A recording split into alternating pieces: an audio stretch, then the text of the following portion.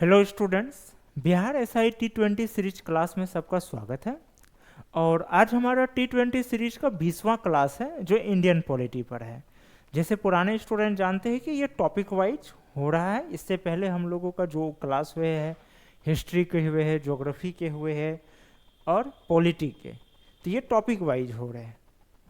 तो आज का जो हमारा क्लास है ये इंडियन पॉलिटी का है, ठीक है, जो कि SIT 20 सीरीज का 20वां क्लास है।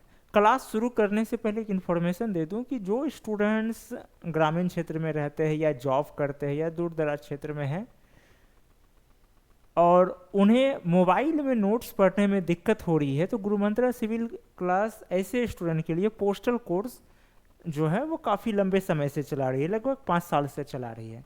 इसमें हम लोग hard copy notes, printed hard copy notes डाक द्वारा घर पर जाते हैं, घर पर जो है भेजते हैं डाक द्वारा। तो अभी इनका बुकिंग शुरू है एसआई के लिए, पुलिस के लिए, बीपीएससी के लिए, यूपीपीएससी के लिए, जेपीएससी के लिए, TRE4 के लिए बुकिंग शुरू है। जो स्टूडेंट बुकिंग करना चाह रहे हैं हार्ड कॉपी नोट्स, वो हमारे वेबसाइट में जा करके कर सकते हो। और अगर जिनको हार्ड कॉपी नहीं, मोबाइल में पढ़ने में कोई दिक्कत नहीं, मोबाइल लैपटॉप में, तो वो वेबसाइट के ही लाइब्रेरी में सारे नोट्स पढ़ सकते हैं। ठीक है, यहाँ तक आप लोग समझ गए होंगे कि पोस्टल कोर्स क्या है, ये समझ गए होंगे। तो जो इच्छुक है आप वेबसाइट www.gurumantra.online में जाकर बुक कर सकते हैं। अब हम लोग अपना टेस्ट स्टार्ट करते हैं। पहला क्वेश्चन है, निम्न में से कौन सा कथन रेगुलेटिंग एक्ट 1773 की प्रकृति और उद्देश्य को सबसे बेहतर रूप में स्पष्ट करता है? ठीक है, कह रहा है कि इनमें से कौन सा ऐसा कथन है जो कि रेगुलेटिंग एक्ट 1773 की प्रकृति और उद्देश्य को स्पष्ट करता है। Which of the following statements best explains the nature and objective of the regulating act 1773?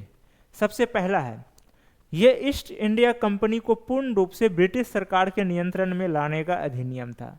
यह भारत में ब्रिटिश उपनिवेशीकरण की शुरुआत का अधिनियम था। यह ब्रिटिश संसद द्वारा ईस्ट इंडिया कंपनी के प्रशासन को नियंत्रित करने का पहला प्रयास था। यह भारत में न्यायिक स्वतंत्रता की पूर्ण स्थापना का प्रारंभ था। It was an act to bring the East India Company completely under the control of the British government. It was the act that marked the beginning of British colonization in India. It was the first attempt by the British Parliament to control the administration of the East India Company. It was the beginning of the complete establishment of judicial independence in India. ठीक है, ये option है। अब आपको इसका जवाब देना है। पहले आप लोग जवाब दीजिए, ठीक है, फिर मैं आपको सही उत्तर बताऊंगा। पहले आप लोग जवाब दीजिए।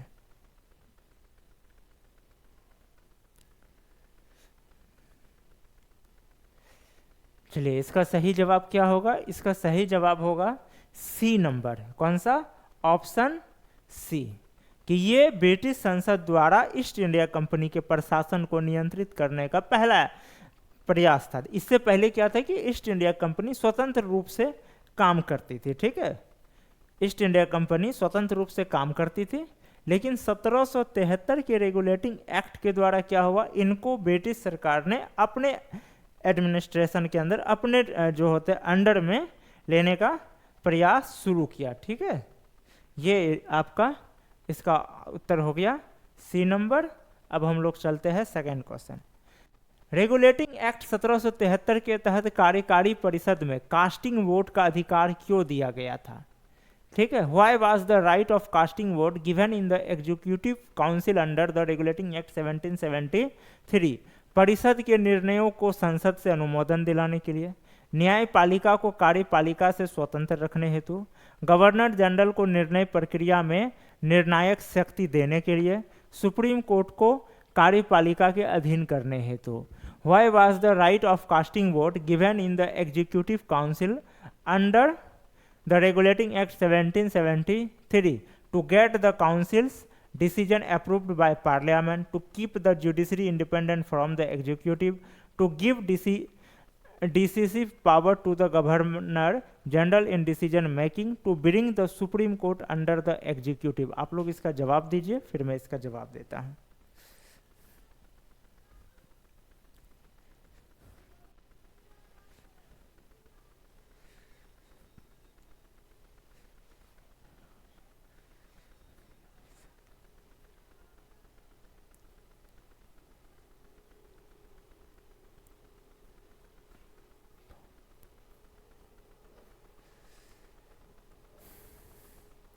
इसका क्या सही जवाब होगा? इसका भी उत्तर होगा सी नंबर कि अगर गवर्नर जनरल को निर्णय प्रक्रिया में निर्णायक शक्ति देने के लिए, ठीक है, निर्णय प्रक्रिया में निर्णायक शक्ति देने के लिए, यानी कि अगर कभी ऐसा हुआ कि गवर्नर जनरल को परिषद में बहुमत नहीं होने की स्थिति में निर्णय लेना है, तो वही कास्टिंग वोट का अधिकार दिया गया ताकि एडमिनिस्ट्रेशन में स्थिरता बनी रहे, ठीक है, प्रशासन में स्थिरता बनी रहे। बाकी 1773 के रेगुलेटिंग एक्ट के बारे में संक्षेप में 19वां क्लास में बता चुके हैं, और जिनको विस्तार से जानना है वो वेबसाइट में जाके लाइब्रेरी के नोट्स में इनका नोट्स पढ़ सकते हैं, ठीक है। भारत में नोट्स का नाम आपको होगा भारत में संवैधानिक विकास, ठीक है, भारत में संवैधानिक विकास में ये आप लोग पढ़ सकते हैं लाइब्रेरी में जाकर। अब अगला सवाल देखिए, रेगुलेटिंग एक्ट 1773 के तहत गवर्नर जनरल की नियुक्ति से कौन सी प्रशासनिक प्रवृत्ति आरंभ हुई? Which administrative trend began with the appointment of the governor general under the regulating act 1773? विकेंद्रीकरण की प्रक्रिया, एकीकृत केंद्रीय प्रशासन की नींव, न्यायिक सक्रियता का उदय, संवैधानिक जनतंत्र की शुरुआत। Process of decentralization, foundation of integrated central administration, rise of judicial activism, beginning of constitutional democracy, ठीक है। इसका क्या होगा सही जवाब?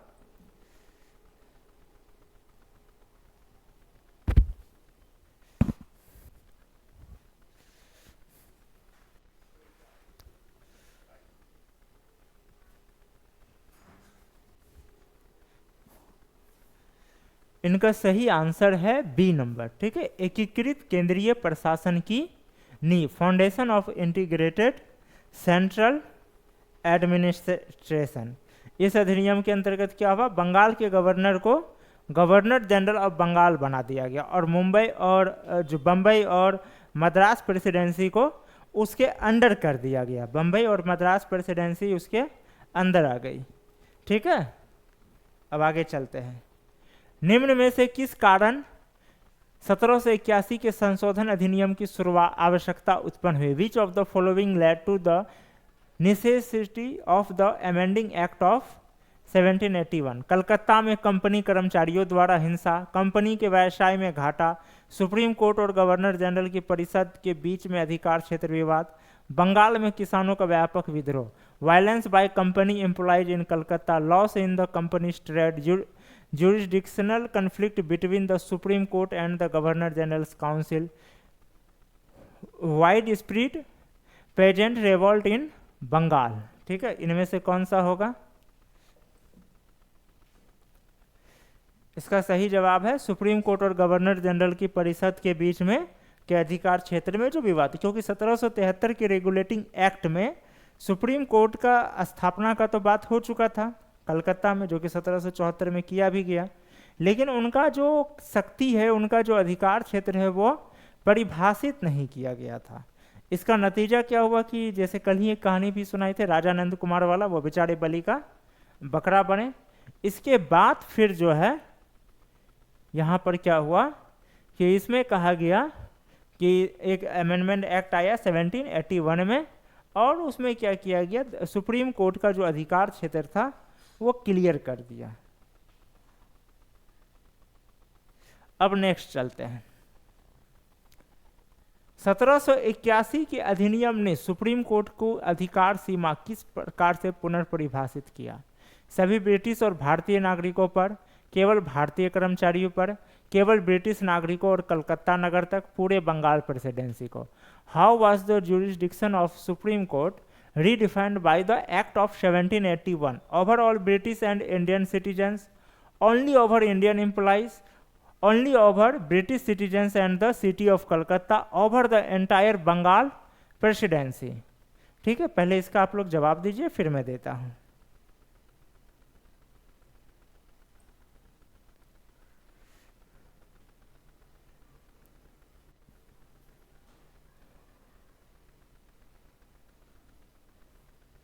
चलिए, क्या होगा इसका आंसर? इसका आंसर होगा सी नंबर, केवल ब्रिटिश नागरिक और कलकत्ता नगर तक, ठीक है, अब हम लोग नेक्स्ट क्वेश्चन देखते हैं। पिट्स इंडिया एक्ट 1784 के संदर्भ में द्वैत शासन प्रणाली का अर्थ क्या था? What did the term dual system of governance mean in the context of the Pitt's India act 1784? East India company और भारतीय रियासतों के बीच शक्ति विभाजन, ब्रिटिश क्राउन और ईस्ट इंडिया कंपनी के बीच प्रशासनिक और व्यापारिक कार्यों का पृथकीकरण, सुप्रीम कोर्ट और सदर दीवानी आंदोलन के बीच कार्य विभाजन, मद्रास और बम्बई प्रेसिडेंसी के बीच संयुक्त निर्णय प्रणाली। What did the term dual system of governance mean in the context of Pitt's India Act 1784? Division of powers between the East India Company and Indian princely states, separation of administrative and commercial functions between the British Crown and the East India Company, division of functions between the Supreme Court and the Sadar Diwani Adalat, joint decision making system between the Madras and Bombay presidencies. क्या होगा इसका answer?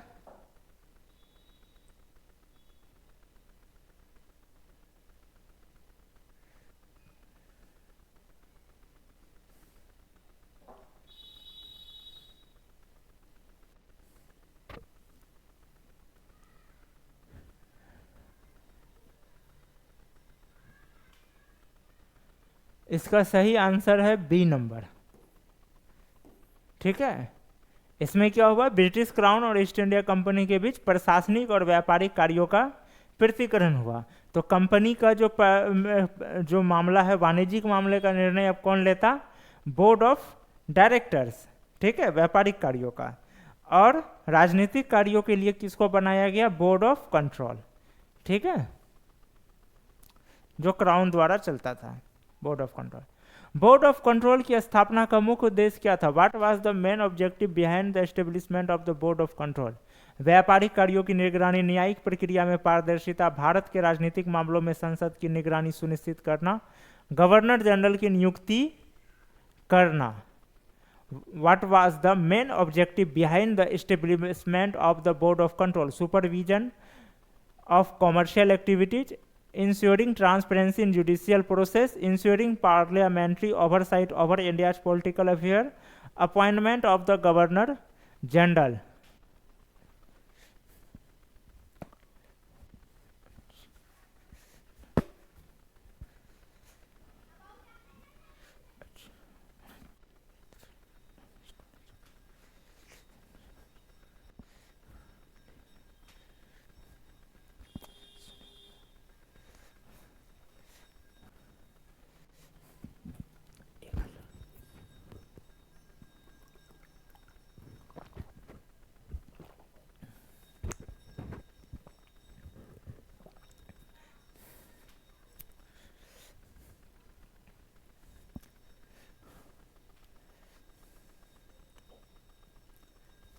इसका सही उत्तर है सी number. Bharat के राजनीतिक मामले में संसद की निगरानी को सुनिश्चित करना। हालांकि 73 में ही शुरू कर दिया गया था संसद कंपनी के कार्यों को, कंपनी के मतलब नीतियों को अपने अंडर में लेना। बोर्ड ऑफ कंट्रोल के माध्यम से और क्या किया, इसको और मजबूती किया, इस चीज को और मजबूत किया।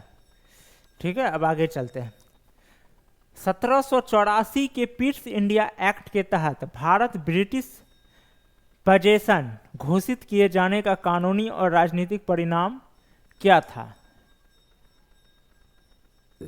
भारत में ब्रिटिश धर्म का प्रसार, कंपनी का सेना का ब्रिटिश सेना में विलय, भारत पर ब्रिटिश संसद की सर्वोच्चता की औपचारिक स्थापना, भारत में संसद चुनावों की शुरुआत। What was the legal and political consequence of declaring India's British possession under the Pitt's India Act 1784? Spread of British religion in India, merger of the company's army into the British army, formal establishment of the British Parliament supremacy over India, beginning of parliamentary elections in India.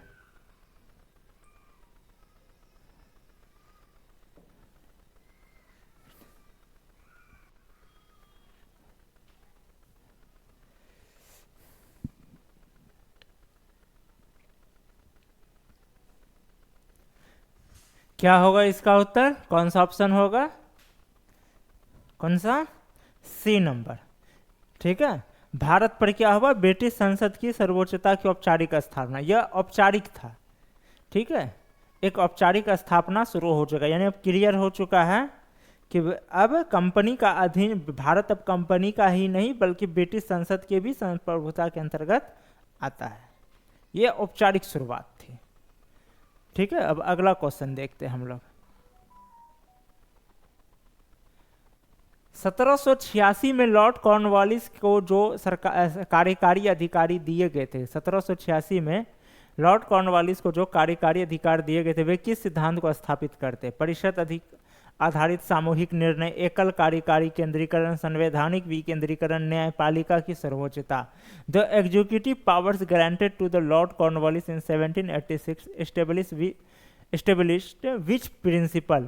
Council based council decision making, centralization of executive authority in a single person, constitutional decentralization, supremacy of the judiciary। ठीक है, इसका क्या होगा answer?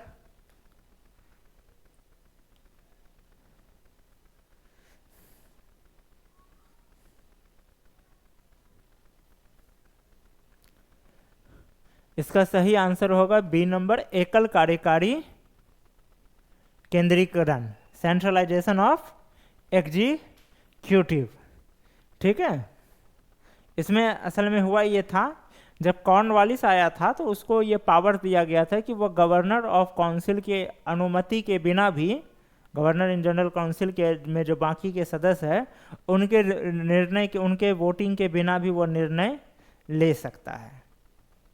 ठीक है, इसलिए इसको कार्यपालिका में एकल नेतृत्व का सिद्धांत कहा जाता है कि यहाँ पे लागू हुआ। चलिए अब अगला सवाल। निम्नलिखित में से कौन सा कथन सत्य है? 1773 का अधिनियम भारत में ब्रिटिश संसद के हस्तक्षेप की औपचारिक शुरुआत थी। 1781 का संशोधन अधिनियम कार्यपालिका और न्यायपालिका के टकराव को कम करने के उद्देश्य से लाया गया। पिट्स इंडिया एक्ट ने भारत को कंपनी के बजाय सीधे ब्रिटिश ताज के अधीन कर दिया। अब सवाल है कि इनमें से कौन सा कथन सत्य है? Which of the following statement is true? The act of 1773 marked the formal beginning of British parliamentary intervention in India. The amending act of 1781 was introduced to reduce the conflict between the executive and judiciary. The Pitt's India Act about India directly under the British Crown instead of the company। अब है कि इनमें से कौन सा कथन सत्य है? ठीक है, तीनों कूट दिया हुआ है, आप लोगों को बताना है कि इन तीनों कूट में कौन सा सही है।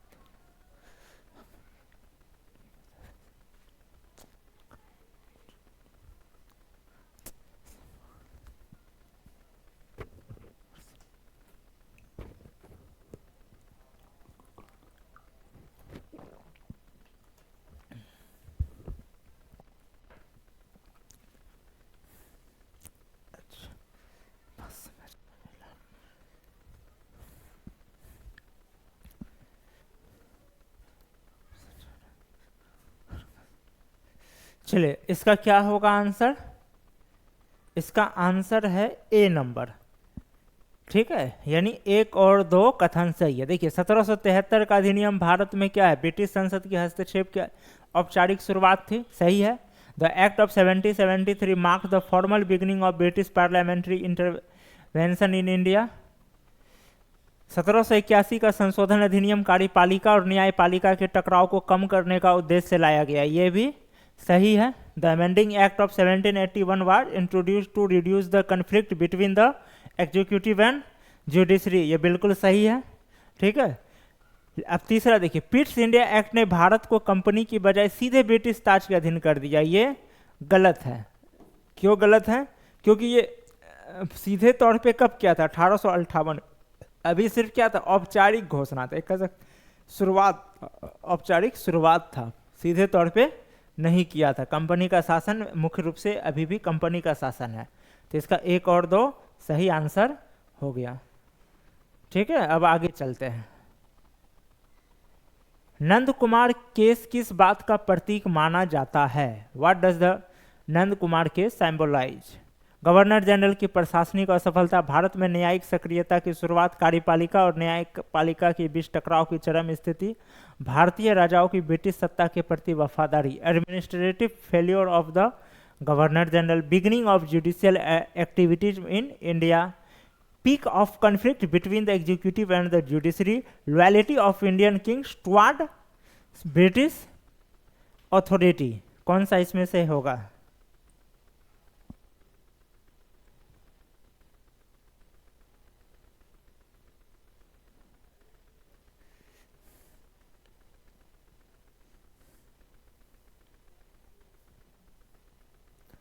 इसका होगा सी नंबर, कार्यपालिका और न्यायपालिका के बीच टकराव की चरम स्थिति। बाकी इसका क्यों ये टकराव बना, इसका स्टोरी कल बता चुके थे, 1775 का ये मामला है।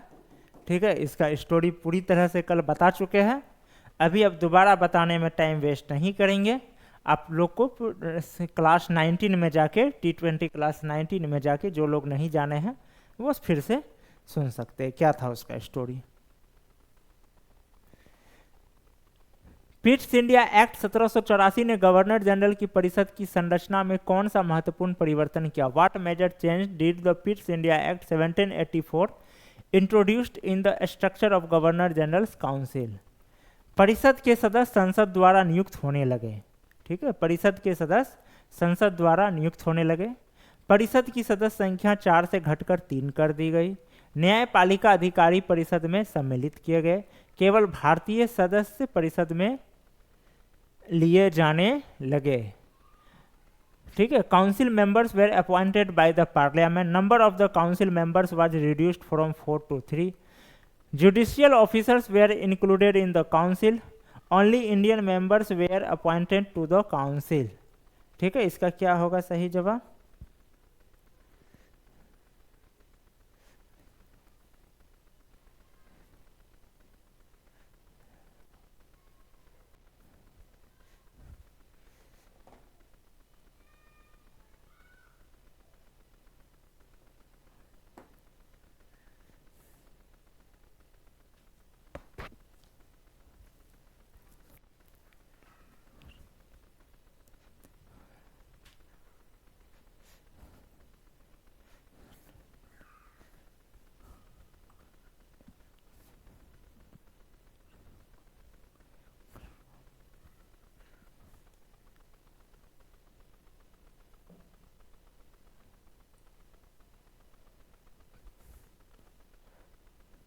इसका सही होगा B number, number of council members are reduced from 4, यानी कि जो 1773 में काउंसिल बनाया गया था उस काउंसिल का क्या हो गया, अब 4 से घट के 3 हो कर दिया गया। ठीक है, डिसीजन और ज़्यादा क्या हो गया, वो केंद्रित हो गया। अब नेक्स्ट क्वेश्चन देखते हैं।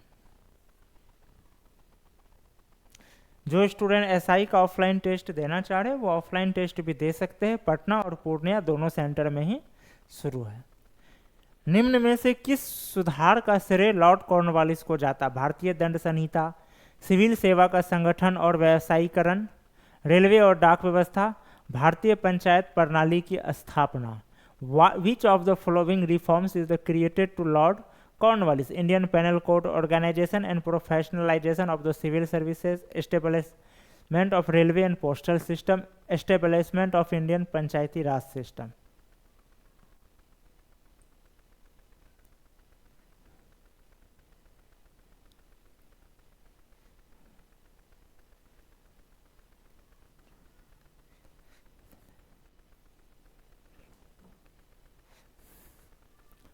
क्या होगा इसका सही जवाब? इसका सही जवाब है बी नंबर, सिविल सेवा का संगठन और व्यावसायीकरण, organisation and professionalisation of the civil service.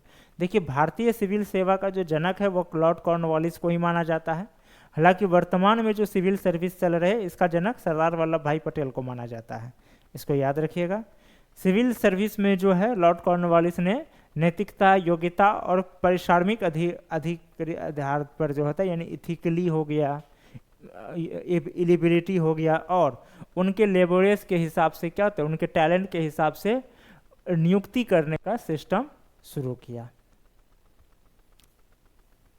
अब आगे चलते हैं। निम्न में से कौन सा कथन 1786 के संशोधन के प्रभाव को स्पष्ट करता है? बोर्ड ऑफ कंट्रोल को भंग कर दिया गया, परिषद की सलाह को अनिवार्य बना दिया गया, गवर्नर जनरल को स्वतंत्र निर्णय की शक्ति दी गई, उच्चतम न्यायालय को विधायी अधिकार मिले। विच of the following statement reflects the impact of the amendment of 1786? Board of control was dissolved, council's advice was made mandatory, governor general was granted independence decision making power, supreme court was granted legislative powers.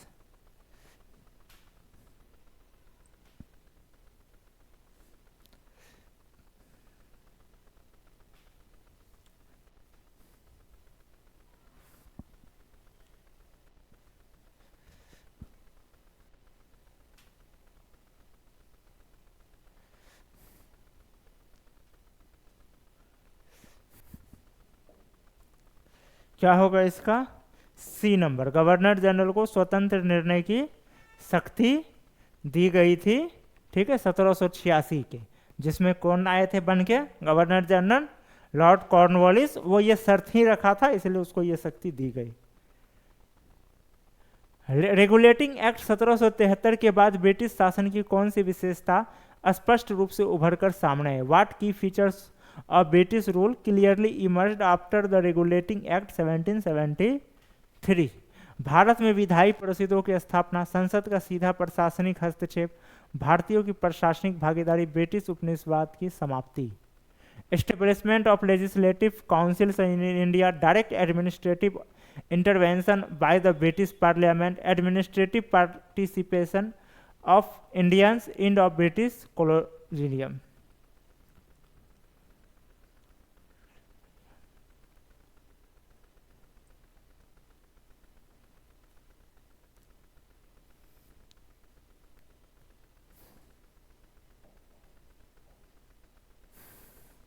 क्या होगा इसका answer? B number होगा, directly administrative intervention, संसद का सीधा प्रशासनिक हस्तक्षेप।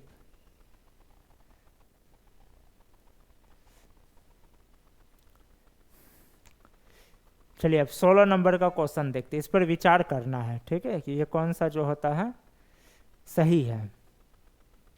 1773 के रेगुलेटिंग एक्ट के अंदर बंगाल का गवर्नर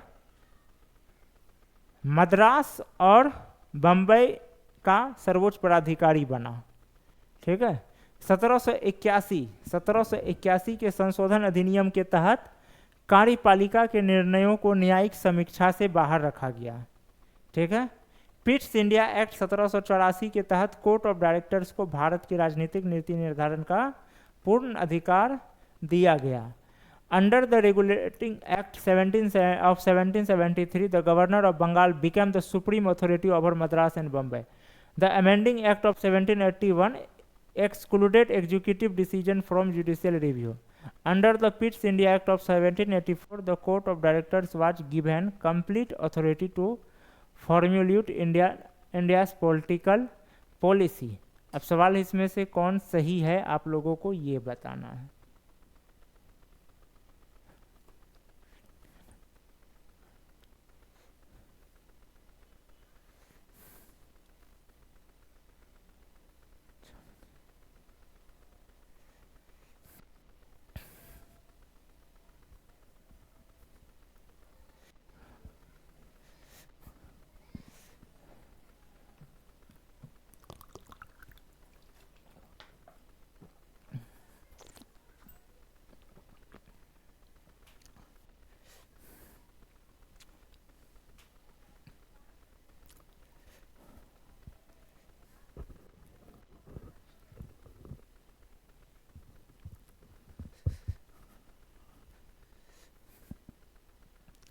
क्या होगा इसका सही जवाब?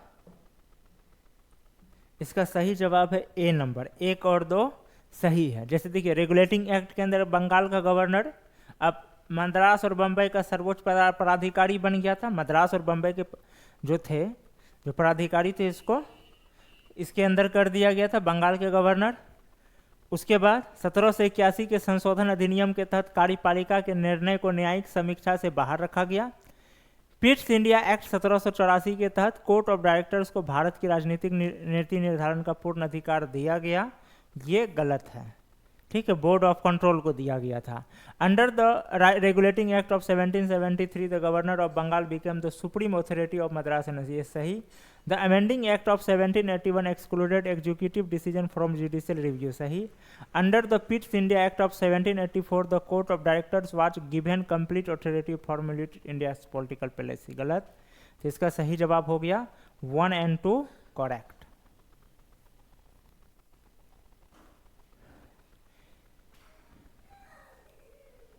अब है निम्नलिखित कथनों को ध्यानपूर्वक पढ़िए।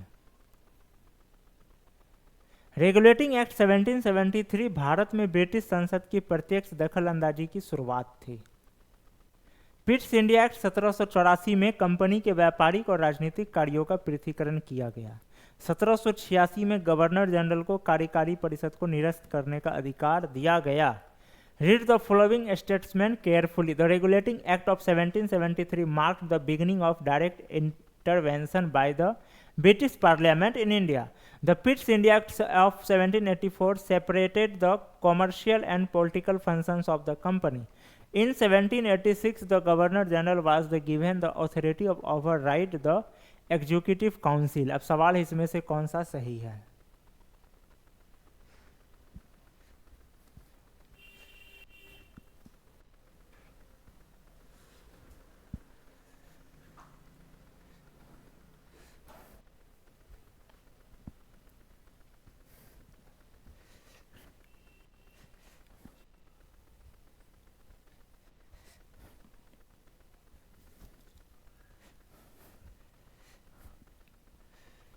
कौन सा इसका सही जवाब होगा?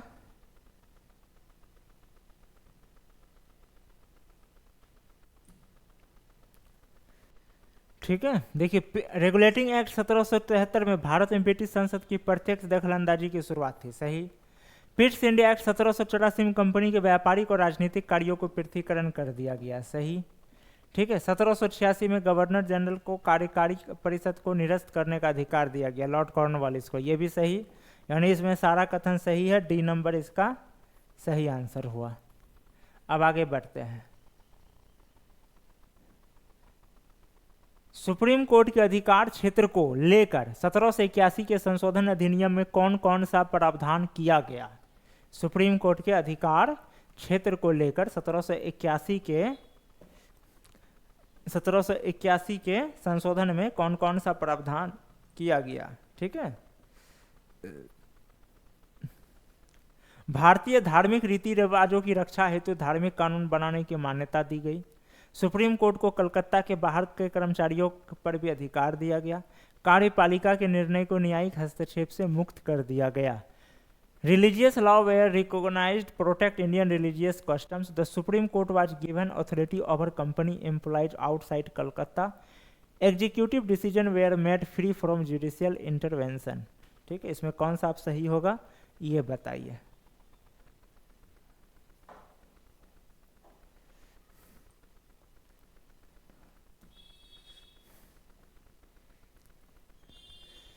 देखिए, भारतीय धार्मिक रीति रिवाजों की रक्षा हेतु धार्मिक कानूनों की मान्यता दी गई, सही है, 1 नंबर सही है।